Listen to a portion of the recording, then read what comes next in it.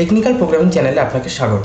তো আজ আমাদের শেখানোর বিষয় হচ্ছে কিভাবে আমরা HTML এ এমটি ট্যাগ ব্যবহার করবো। এবার এমটি ট্যাগ জিনিসটা কি সেটা আগে জানতে হবে। তো এমটি ট্যাগ মানে হচ্ছে যে ট্যাগে আমরা কোনো একটা শুরু করি এবং তাকে শেষ আর করতে হয় না।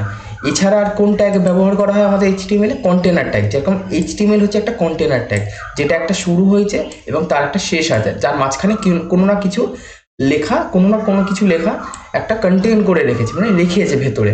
যেরকম হেড একটা শুরু হয়েছে, হেড একটা শেষ হয়েছে, তার মাঝখানে আমাদের টাইটেল ট্যাগ আছে, যার মাঝখানেও কিছু না কিছু লেখা আছে। যেরকম এখানে আমি লিখেছি টেকনিক্যাল প্রোগ্রামিং, আমাদের ইউটিউব চ্যানেলের নাম। সেরকমই বডিও হচ্ছে একটা কন্টেনার ট্যাগ। তো এবার আমরা আজকে যেটা শিখবো সেটা হচ্ছে কিভাবে আমরা এমটি এলিমেন্ট ব্যবহার করব বা এমটি ট্যাগ ব্যবহার করব, যার মধ্যে আমাদের কোনো লেখা থাকবে না, মানে ওটাকে শুরু এবং শেষ করতে হবে না। তো আমি আগে প্রবলেমটা আইডেন্টিফাই করি যে কেন আমরা এমটি ট্যাগ ব্যবহার করব, তারপর আমরা দু রকম ট্যাগ নিয়ে আজকে আলোচনা করব। একটা হচ্ছে বিআর আর আরেকটা হবে HR, ঠিক আছে? তো এই ট্যাগগুলো নিয়ে আলোচনা করব। তো প্রথম আমরা আজকের আলোচনার বিষয় হচ্ছে কীভাবে আমরা বিআর ট্যাগ ইউজ করব। তো প্রথমে আমি একটা লেখা লিখি, যেমন আমি লিখছি আই অ্যাম আ টিচার, ঠিক আছে? এটা লিখে দিলাম আমি, এটা ফুল স্টপ দিলাম। এবার আমি হয়তো লিখলাম যে I am a man, I am a man, ঠিক আছে? তো এই দুটো লাইন লিখলাম। এবার এটাকে আমি সেভ করি। এবার এখানে একটা প্রবলেম হবে, যখন আমরা সেভ করছি তো আমরা ইউটিউব ওয়েবে সেভ করবো, যেহেতু এটা আমাদের ফোর্থ আইডিয়া, তো আমরা fourth.html লিখে দেবো, ঠিক আছে? দিয়ে সেভ করে দিলাম। চলো এবার এখানে প্রবলেমটা দেখি কি প্রবলেম হচ্ছে। তো এমনি এখানে ফোর্থ বলে চলে এসছে, তো ডবল ক্লিক করলাম, এটাকে ওপেন করি আগে।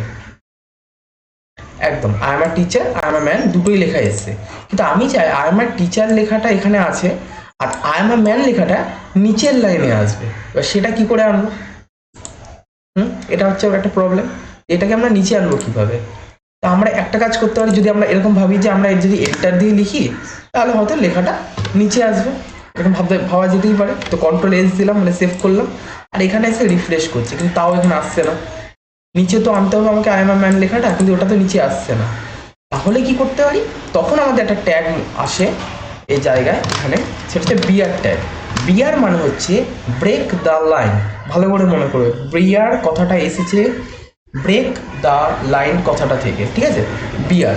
তো এবার যদি আমরা রিফ্রেশ করি, আচ্ছা এক সেকেন্ড, বিআর ট্যাগটা লিখেছি,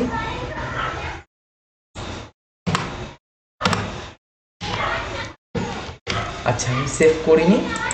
চলো হয়ে গেল, I am a teacher, I am a man, এই দুটো লেখা নিচে নিচে চলে এলো। এবার এমন না যে লাইনের শেষে আমাকে বিআর লিখলে তবেই এটা চেঞ্জ হবে। এটা যদি আমি ম্যানের আগেও এখানে আমি বিআর লিখে দিই, তাহলেও এটা সেভ করলে যদি আমি এখানে রান করি, এই যে ম্যান লেখাটা নিচে চলে এলো, ঠিক আছে?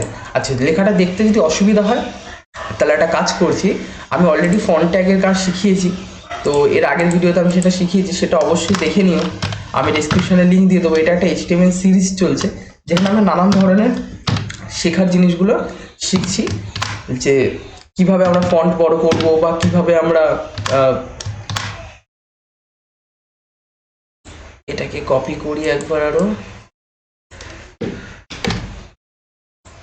কিভাবে আমরা HR ব্যবহার করব, এই জিনিসগুলো আমি সব শিখিয়েছি। তো পারলে একবার চ্যানেলটাকে অবশ্যই সাবস্ক্রাইব করো, বন্ধুদের ভালো লাগলে বন্ধুদের মধ্যে শেয়ার করো।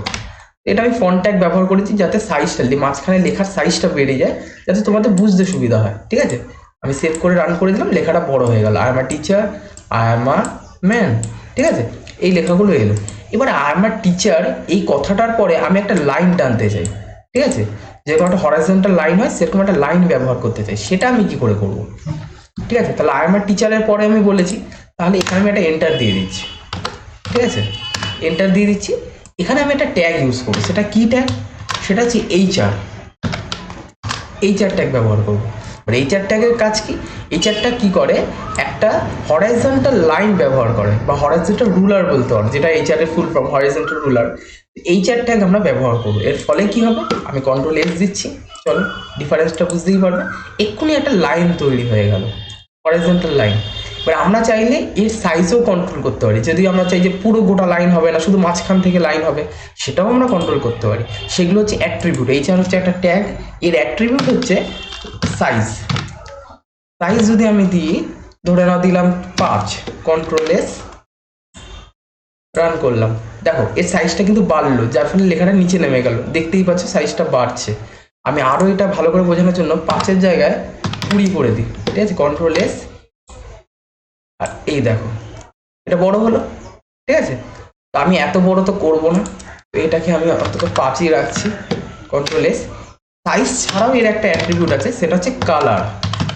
কিভাবে এর কালার দেবো, তো ধরুন এর কালার আমি দিলাম রেড, কন্ট্রোল এস, এখানে এসে রান করি, দেখো এটা একটা লাল রঙের একটা হরাইজন্টাল লাইন আমাদের তৈরি হয়ে গেছে, ঠিক আছে, বুঝতে কোনো অসুবিধা নেই। তাহলে আমরা এখানে কি কি শিখেছি, কিভাবে বিআর ট্যাগ ইউজ করব। বিআর ট্যাগ মানে হচ্ছে ব্রেক দ্য লাইন। তাহলে আমি যে লিখেছি আই এম আ টিচার, তারপরে আমি একটা বিআর ইউজ করেছি, যার ফলে কি হয়েছে, এটা ব্রেক হয়ে গেছে লাইনটা, যার ফলে আই এম আ টিচারের পরে লেখাটা নিচে চলে এসছে। আর তার মাঝখানে আমি এইচআর সাইজ ইউজ করেছি, এইচআর ইউজ করেছি আসলে।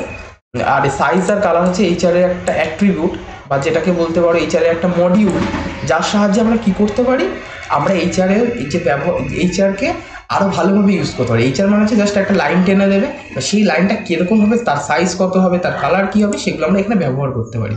তারপর আই এম আর লিখেছি, তারপরে আবার একটা বিআর ট্যাগ ইউজ করি, যার ফলে কি হয়েছে, আবার এখান থেকে একটা ব্রেক লাইন হয়ে গেছে, ঠিক আছে, ব্রেক হয়ে গেছে লাইনটা নিয়ে, তারপরে যেটা লিখেছি ম্যান, সেটা নিচের লাইনে লেখা হয়েছে। পুরোটাকে আমি একটা ফন্টের মধ্যে রেখেছি, যাতে আমি সাইজ বাড়াতে পারি।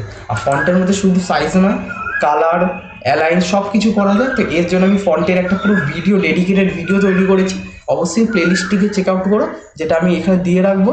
তো দেখা হচ্ছে নেক্সট ক্লাসে। আমার মনে হয় আমি এমটি ট্যাগের ব্যাপারে যতটা সম্ভব বোঝানোর চেষ্টা করেছি, সেটা আমি বুঝিয়েছি যে যেটা শুরু হয় এবং সেটা আর শেষ করতে হয় না। যেরকম বিআর ট্যাগ এখানে শুরু হয়েছে বাট শেষ করতে হয়নি, কিন্তু যখন যদি আমি কন্টেনার ট্যাগের কথা বলি, ফন্ট, সেটাকে কিন্তু শেষ করতে হয়েছে। তো আমার মনে হয় আমি যথেষ্ট ভালো করে বুঝিয়ে দিয়েছি। তাও যদি কোনো অসুবিধা থাকে অবশ্যই কমেন্ট সেকশানে বলো। ভিডিওটা ভালো লাগলে অবশ্যই কমেন্ট করো, বন্ধুদের মধ্যে শেয়ার করো, চ্যানেলটিকে সাবস্ক্রাইব করো। চলো দেখা হচ্ছে